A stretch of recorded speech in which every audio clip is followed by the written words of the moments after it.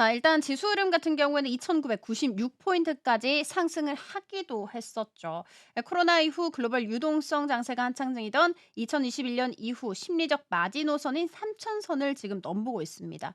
주된 동력 두 가지, 이재명 대통령 신정부 출범이고, 둘째는 미국에서 엔비디아와 맞붙는 AMD의 신제품 발표와 삼성전자와의 협업 기대감입니다. 자, 이 기대감은요, 시장 투심에도 큰 영향을 주고 있습니다. 특히 개인 투자자들의 움직임이 예사롭지 않습니다. 신용 공여 잔고, 그러니까 빚내서 투자하는 금액이 19조 3,860억 원으로 3년 내 최고 수준입니다. 특히 코스피 시장만 해도 11조 3,720억 원으로 22년 6월 이후 최대치를 기록을 했습니다. 신용 잔고는 단순한 숫자가 아닙니다. 투자자들이 증시 상승에 대한 확신이 커졌고 빚까지 내서 주식을 사고 있다는 것을 의미를 하죠. 그런데 반대로 보면요. 누군가가 빚을 내서 살 만큼 시장이 과열됐다는 지표이기도 합니다. 2차 전지 열풍 때도 똑같은 그림이 연출이 됐었죠. 자, 여기에 투자자의 예탁금도 큰 폭으로 놀고 있습니다. 17일 기준으로 65조 원을 넘어섰습니다. 이 수치는 역시나 21년 11월 이후 처음으로 있는 일. 예탁금은 주식을 사기 위해서 대기 중인 자금, 그러니까 아직 시장에 진입하지 않은 대기 세력도 많다는 것입니다. 이것은 새 정권의 증시 부양 기대감, 그리고 AI 산업 육성 공약에 대한 신뢰가 반영된 흐름이라고 볼 수가 있습니다. 그런데 이러한 기대감은 어느 순간 꺼질 수 있다는 부분 항상 조심해야 될 것 같습니다. 이번 상승장의 중심에는 분명히 AI가 있습니다. 신정부가 내세운 100조 AI 전략 발표와 함께 AI 미래 기획수석으로 네이버 출신의 하정우 센터장이 내정됐다는 소식까지 전해진 바가 있었죠. 그래서 네이버, 카카오, 솔트룩스 같은 IP 또 소프트웨어 기업들, 그리고 AI 인프라를 제공하는 반도체, 통신 장비, 종목들까지 모두 다 강세를 보이고 있습니다.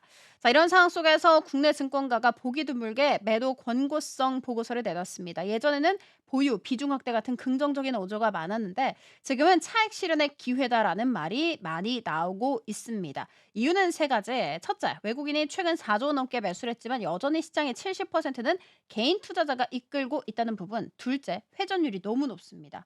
회전율이라는 것은 주식을 얼마나 자주 사고 파는지를 나타내는 지표인데 2차 전지 열풍 때와 또 같은 수준이라는 것입니다. 세 번째, 최근 투자 판단이나 정보나 분석보다는 공포에 기반하고 있다는 것입니다. 내가 안 들어가면 손해보는 것 같은 느낌, 일종의 포모 현상이 증시를 주도하고 있다는 부분입니다. 자, 그러면 지금 과연 투자하기 좋은 타이밍일까요? 정답은 없습니다. 하지만 하나는 분명합니다. 지금은 묻지마 투자보다는 조심스러운 점검이 필요한 시점이라는 거 알려드리도록 하겠습니다. 이렇게 우리 증시의 또 이면에 대해서 다뤄봤고요. 자, 그리고 이 체크 일정 하나씩 해보도록 하겠습니다. 일단 오늘 BOE 통화정책회의 예정이 되어 있고요. 그리고 금요일 같은 경우에는 5월 소비자 물가지수 YOY 기준으로 일본에서 발표, 독일에서도 생산자 물가지수 나옵니다. 자, 그리고 5월 선행지수 미국에서 발표되고 6월 필라델피아 연준 경기 전망 있으니까 체크. 자, 그리고 월요일 같은 경우에는 수출입 동향 데이터 발표가 됩니다. 6월 10일까지의 수출입 동향 데이터는 이미 발표가 됐었고 당시에 시장에 또 강한 영향력을 미친 바가 있었죠. 이 당시에 또 반도체가 상승하기도 했습니다. 이번에 발표될 한국 수출입 데이터는 어떻게 시장에 영향을 줄지 팔로우를 좀 해주시면 좋을 것 같습니다. 자, 그리고 같은 날 미국에서 6월 잠정 S&P 글로벌 제조업 PMI와 서비스업 PMI 대기 중이니까 함께 체크하시면 좋을 것 같습니다. 화요일이 됐습니다. 나토 정상회의가 이제 또 열릴 예정인데 최근에 또 트럼프가 조기에 캐나다에서 본국으로 귀국을 한 바가 있었죠. 그래서 원래 예상이 됐었던 이 한미 정상회담이 무산되기도 했습니다. 이 나토 정상회의는 과연 정상적으로 이 중동의 지정학적 리스크에 반해서 좀 열릴 수 있을지 이야기 한 번 더 들어보도록 하겠습니다.